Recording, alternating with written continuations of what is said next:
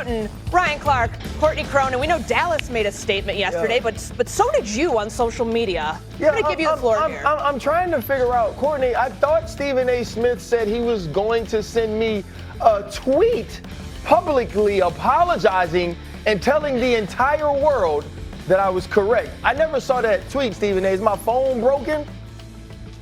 No, mine's is. Oh. But you made a promise, though. You made a promise. Which is what, so I thought it would be even better to come on national television. Sound like an excuse. And say, with the camera, my bad. You know, RC was right. Looks like a prophet right now. I mean, I have to say, we stand down. Thanksgiving was his day. Every prediction he made was right on the money. None but love for you. When my new phone gets up working and I connect to my X account, I'll make sure to tweet it again. All right? I'll give it to you, but I'll say this. Enjoy it. Enjoy the moment. That's what I'm going to tell you. I will. Enjoy the moment, because there ain't going to be many. Let's go. You did ask if we were going to show your highlights, and of course, we delivered. I just wonder, are we going to continue to show how many times I was actually right yesterday? Don't push it. We'll see how today goes. Well, there's only 3 games. There's only 3 games. I mean, you got 3 times. All right, let's get right into it. Go into that Dallas Cowboys game. They outlasted the AFC champions from Kansas City on Thursday, 31-28, in a game where the Cowboys' offense was the difference maker. Dak Prescott went for 320 yards, 2 touchdowns, while receivers CeeDee Lamb and George Pickens were too much for a short-handed Chiefs secondary. After the game, it was pandemonium in the Cowboys' locker room, turkey legs and all.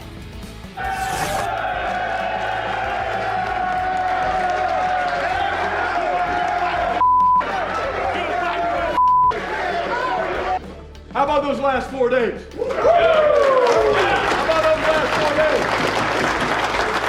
The heartbeat of this football team is different. I'm going to say that again. The heartbeat of you men, this team is different. And I am so proud. I will fight with you guys anytime, any place. Man, what a week it has been for the Dallas Cowboys. Stephen A., what kind of statement did you see from Dallas last night?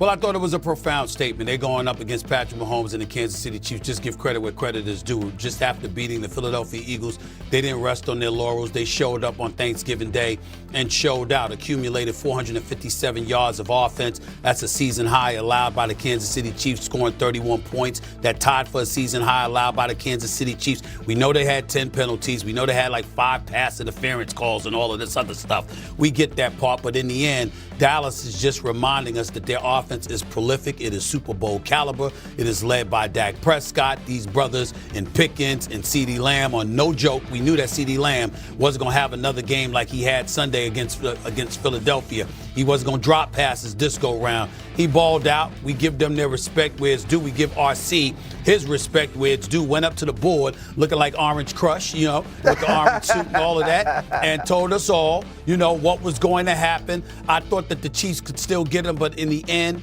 the Dallas Cowboys deserve a lot of credit on this day. But having said that, I'd just like to caution RC and everybody else.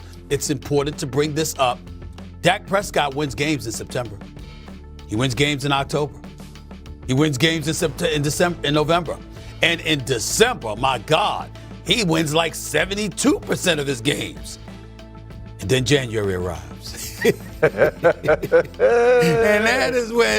that is when everything comes tumbling down. You understand?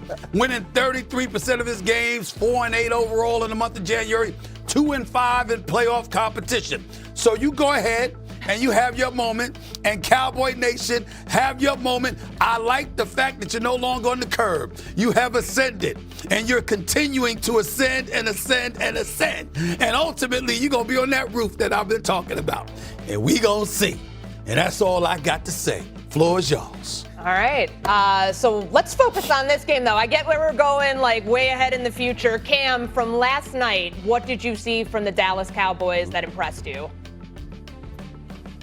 I think the thing about Dallas yesterday that is abundantly clear is Dallas Cowboys matches up versus any team in the NFL. Yes, I said it. Any team in the NFL, the Dallas Cowboys is a good matchup against.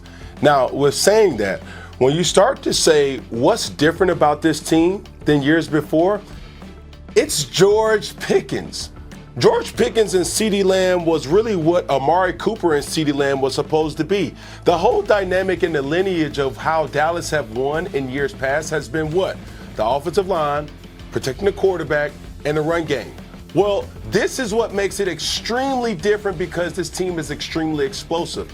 What George Pickens brings to that dynamic now alleviates the stress load from a guy like CeeDee Lamb. And who would have ever thought that in late game situations, how many times this year have we seen Dak look to George rather than Dak looking to CD? I think it was a definite statement win.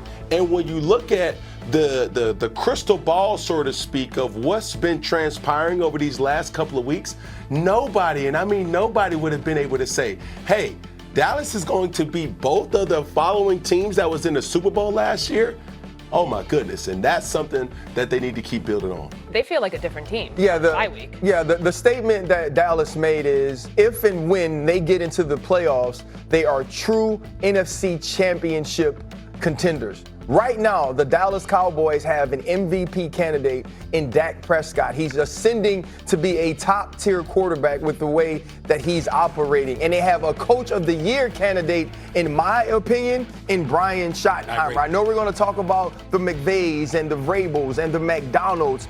The leader of men that Brian Schottenheimer has shown himself to be over the last month has been unparalleled in 2025. The way that this offense has ascended schematically since he took over the head coaching position and play calling position has been excellent. And defensively, now that you've added the pieces through Jerry Jones, by the way, making that decision, they have enough defense to go out and win games. And the way they've executed down the stretch, being down to both of the Super Bowl participants at home in consecutive weeks and finding a way to win, those are teams that are built through grit, through execution and preparation. And that's what a head coach has been charged to do. And Dak Prescott is being one of the best leaders on the field. The remaining schedule here. Well, it's really very touching to see you. It's really very touching to see you give Jerry Jones credit, RC. I mean, I know that's rare. I know that's hard for you. But it's nice to see you do that. So congratulations on that part. Let me tell you what's hard for me, to give Matt Eberflus some credit,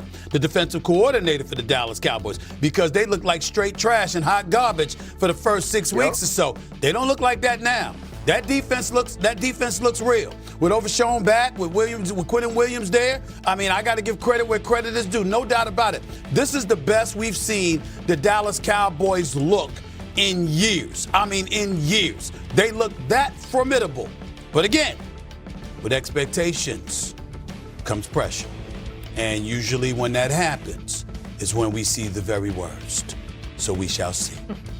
So before we get to January, like the remaining schedule, and we went through this exercise yesterday with RC going to the board. Remaining schedule: at the Lions, home against the Vikings, Chargers, at the Commanders, at the Giants. You said if and when they make the playoffs, and I'm focusing on that when part. Are they legitimate threats when they get in there? Or is this just like the byproduct of what Stephen is saying, like good regular season team, a team that fails when they get to? No, they're legitimate threats because I believe the quarterback is different.